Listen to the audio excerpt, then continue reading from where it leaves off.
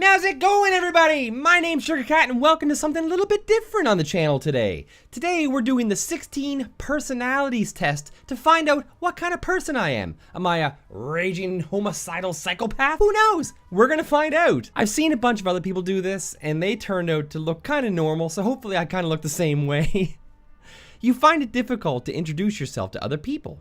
I think before YouTube, I definitely did. I had a really hard time when people like walk into a room. I can't go up and be like, hey, I'm blah, blah, blah. That's impossible for me to do.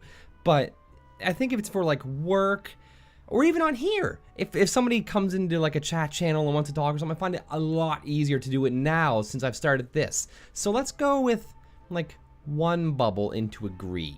Yeah. You often get so lost in thoughts that you ignore or forget your surroundings. Oh boy, do I ever. I'll be sitting there and be like, whoa, what was I doing? Yeah. You try to respond to emails as soon as possible and cannot stand a messy inbox. I cannot stand a messy inbox. I do that. I really like responding as quickly as possible. I don't like making people wait for anything. So we're super agree to that. You find it easy to stay relaxed and focused even when there's some pressure. Slightly disagree. It depends on how much pressure there is. If there's like a life or death situation, maybe I could stay focused and relaxed. But usually I'm like, I start freaking a little bit. You do not usually initiate conversations. Slightly disagree. Slightly disagree. I do find it a little bit easy to initiate conversations sometimes. You rarely do something out of sheer curiosity. No, I'll definitely do it out of sheer curiosity. Yeah. I'll be like, well, what's that? Unless it's like gonna interfere with my life or like the health of like my friends and family, I'll probably try it out. You feel superior to other people. Oh no. I do have a slight superiority complex, but that's generally changed over the past few years. When I was a little one, I used to think that I was better than everybody else, but as you grow older, you realize how stupid that sounds. It said at the top, try not to leave any neutral answers. So I'll try to be as honest as possible. No. Yeah, that's about right. Being organized is more important than being adaptable. If you could see my desk right now, you wouldn't think that being organized is something that I like. It's not looking great at all. Yeah. No, I think being adaptable to your situation is more important. You're usually highly motivated and energetic. I'm highly motivated and pretty highly energetic. It's the drive that I got to, like, I really want to do things like recording. I want to do it every single second of every day, but sometimes anxiety and stuff keep me from doing it. So let's say one blob. Winning a debate matters less to you than making sure no one gets upset. Winning a debate matters less to you. Yes, yeah, I strongly agree. I hate upsetting people. You often feel as if you have to justify yourself to other people. Most times, your home and work environments are quite, yeah. It's not like it's not full of like used diapers and garbage. It's just like, there's like a bill and like my wallet and there's some keys and like there's a lighter, barbecue lighter. Not what for you think. It's for this candle because candles smell good. It's lemon biscotti. Yeah. That's about it though. It's not like there's like tons of garbage everywhere. You consider yourself, you do not mind being at the center of attention. Yeah, I don't mind it at all. I like being the center of attention sometimes. You consider yourself more practical than creative. Slightly agree. People can rarely upset you. Yeah, slightly disagree. Your travel plans are usually well thought out. Yes, they are. Whenever I'm traveling somewhere, I like itineraries, like where we're gonna be, what we're gonna do, what we're gonna wear. I mean, it's terrible to do that because it stresses people out, but it does work sometimes. It is often difficult for you to relate to other people's feelings.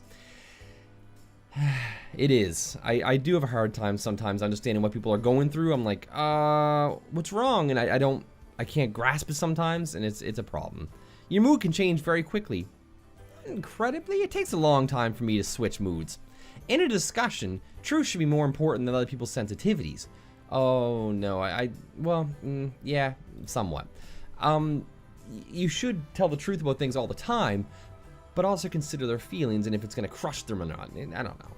You rarely worry about how your actions affect other people. That's big disagree.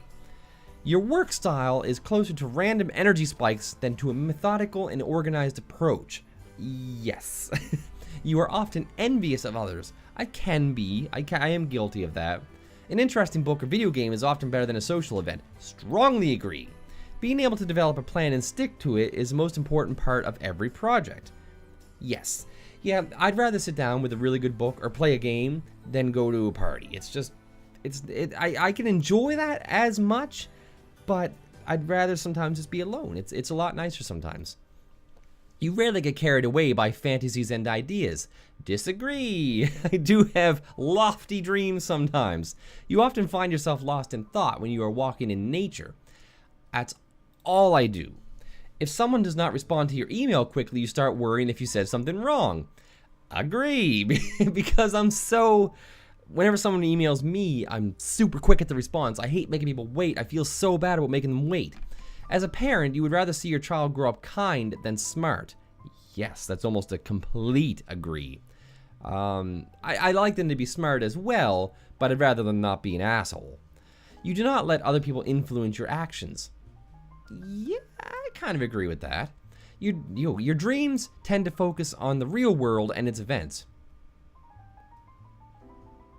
Yeah, I guess you can consider agree, because this is my dream, to do this. So this is real world, this is real life, isn't it? I think it is. It does not take you much time to start getting involved in social activities at your new workplace. My workplace doesn't really have any social activities. My workplace is a very, I was gonna say a lonely place, but there's not a lot of things going on. Let's just say agree. If there was more social activities, I would totally get involved with them. You're more of a natural improviser than a careful planner. Yeah, I improvise on the spot most times. This just popped in my head about 10 minutes before I started recording. I'm like, yeah, let's do that. I'm curious. Your emotions control you more than you control them.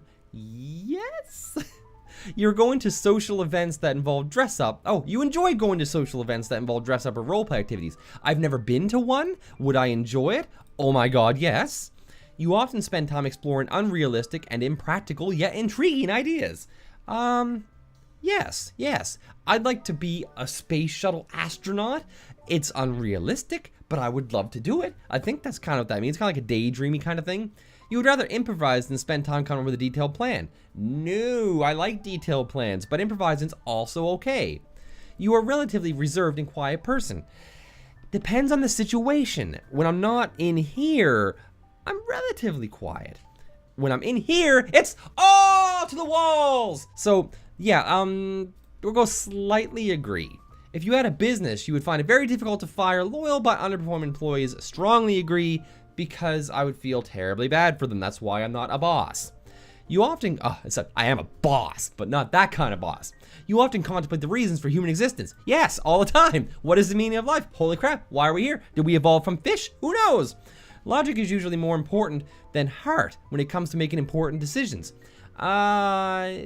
Somewhat agree, because in my heart, I feel like I could build like a giant 100-foot robot, but my logic says that's a dumb idea. You can't do that. So you have to be realistic about things sometimes. Keeping your opinions open is more important than having a to-do list. Yes, because having open options is always important. If your friend is sad about something, you're more likely to offer emotional support than suggest ways to deal with the problem. Yes, sometimes I don't really have any ideas at all, but at least I'll be there for them. You rarely feel insecure. That's a big no. I do feel insecure all the time. You have no difficulties coming up with personal timetable and sticking to it. Disagree. I usually make a timetable and I don't stick to it at all. I like to upload every single day at 3 p.m. Is it happening? It's 3 p.m. now. Oh God. Being right is more important than being cooperative when it comes to teamwork. Not really. Being cooperative and doing it together as a team is usually more important sometimes. You think that everyone's views should be respected regardless of whether or not they are supported by facts or not. I think they should. Do I actually follow through with that sometimes? Not all the time, but they should be. You feel more energetic after spending time with a group of people. No, I usually feel tireder, which is really strange. I think it's like emotionally and mentally exhausting to deal with large groups of people sometimes. You frequently misplace your things. Most times I lose my wallet or my phone or my keys. Sometimes. But, okay, yeah, agreed. You see yourself as being very emotionally stable. Yeah, yeah. Your mind is always buzzing with unexplored ideas and plans. Agree. I'm always thinking of some things in here. I'm like, what can I do to blow this channel up to the moon? And I'm like, oh my God. I'm like, do I use construction paper? Do I use pipe cleaners? Do I draw something with crayon? Who knows what's gonna work, but it's all in here.